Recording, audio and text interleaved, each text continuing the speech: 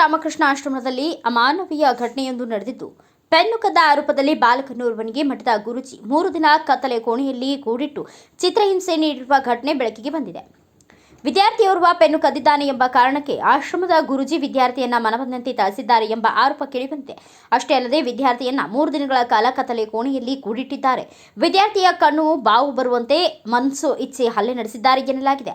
ವಿದ್ಯಾರ್ಥಿ ಶ್ರವಣ್ ಕುಮಾರ್ ಹಲ್ಲೆಗೊಳಗಾದ ಬಾಲಕ ಸರ್ಕಾರಿ ಶಾಲೆಯಲ್ಲಿ ಓದುತ್ತಿದ್ದ ಶ್ರವಣ್ ಕುಮಾರ್ ಕುಟುಂಬದಲ್ಲಿ ಕಡು ಬಡತನ ಹಿನ್ನೆಲೆಯಲ್ಲಿ ಆಶ್ರಮದಲ್ಲಿದ್ದ ತನ್ನ ಸಹಪಾಠಿಗಳ ಜೊತೆ ಆಟವಾಡುತ್ತಾ ಒಮ್ಮೆ ಪೆನ್ನು ಕದ್ದಿದ್ದ. ಈ ವಿಚಾರ ಸಂಬಂಧ ಶ್ರವಣ್ ಕುಮಾರ್ ಸಹಪಾಠಿಗಳು ಆತನ ವಿರುದ್ಧ ದೂರು ನೀಡಿದರು. ಈ ದೂರಿನ ಅನ್ವಯ ರಾಮಕೃಷ್ಣ ಮಠದ ಗುರೂಜಿ ವೇಣುಗೋಪಾಲ್ ಎಂಬುವವರು ಶ್ರವಣ್ ಕುಮಾರ್ನನ್ನ ಕರೆದು ಮನ ಬಂದಂತೆ ಥಳಿಸಿದ್ದಾರೆ. ಜೊತೆಗೆ 3 ದಿನಗಳ ಕಾಲ ಕತ್ತಲೆ ಕೋಣೆಯಲ್ಲಿ ಕೂಡಿ ಹಾಕಿದ್ದಾರೆ ಎಂದು ತಿಳಿದು ಬಂದಿದೆ. ರಾಯಚೂರು ನಗರದ ಸ್ಟೇಷನ್ ರಸ್ತೆಯಲ್ಲಿರುವ ರಾಮಕೃಷ್ಣ ಆಶ್ರಮಕ್ಕೆ ಆಕಸ್ಮಿಕವಾಗಿ ಶ್ರವಣ್ ಕುಮಾರ್ ತಾಯಿ ಭೇಟಿ ನೀಡಿದಾಗ ವಿಷಯ ಬಹಿರಂಗವಾಗಿದೆ. ಸದ್ಯ ಶ್ರವಣ್ ಕುಮಾರ್ಗೆ ಖಾಸಗಿ ಆಸ್ಪತ್ರೆಯಲ್ಲಿ ಚಿಕಿತ್ಸೆ ಕೊಡಿಸಲಾಗುತ್ತಿದ್ದು, ಮೈ ಕೈ ತುಂಬಾ ಗಾಯಗಳಾಗಿದ್ದು ಕಣ್ಣು ಪೂರ್ತಿ ಬಾವು ಬಂದಿದೆ.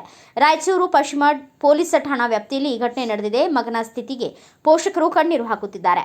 ಘಟನೆ ಬಗ್ಗೆ ಮಾಹಿತಿ ತಿಳಿದು ರಾಯಚೂರು ಜಿಲ್ಲಾ ಪೊಲೀಸ್ ವರಿಷ್ಠಾಧಿಕಾರಿ ಎಂ ಪುಟ್ಟಮಾದಯ್ಯ ಅವರ ಸೂಚನೆಯ ಮೇರೆಗೆ ಆರೋಪಿ ಹಾಗೂ ಮಠದ ಉಸ್ತುವಾರಿಯಾಗಿರುವ ವೇಣುಗೋಪಾಲ್ ಅವರನ್ನ ಪೊಲೀಸರು ಬಂಧಿಸಿದ್ದಾರೆ. ನ್ಯಾಯಾಲಯದ ಮುಂದೆ ಹಾಜರುಪಡಿಸಲಾಗಿದ್ದು, ಬಾಲಕನಿಗೆ ಹಲ್ಲೆ ನಡೆಸಿ ಮಾರಣಾಂತಿಕ ದೌರ್ಜನ್ಯವೆಸಗಿರುವ ಹಿನ್ನೆಲೆಯಲ್ಲಿ ನ್ಯಾಯಾಲಯವು ನ್ಯಾಯಾಂಗ ಬಂಧನ ವಿಧಿಸಿರುವುದಾಗಿ ವರದಿಯಾಗಿದೆ.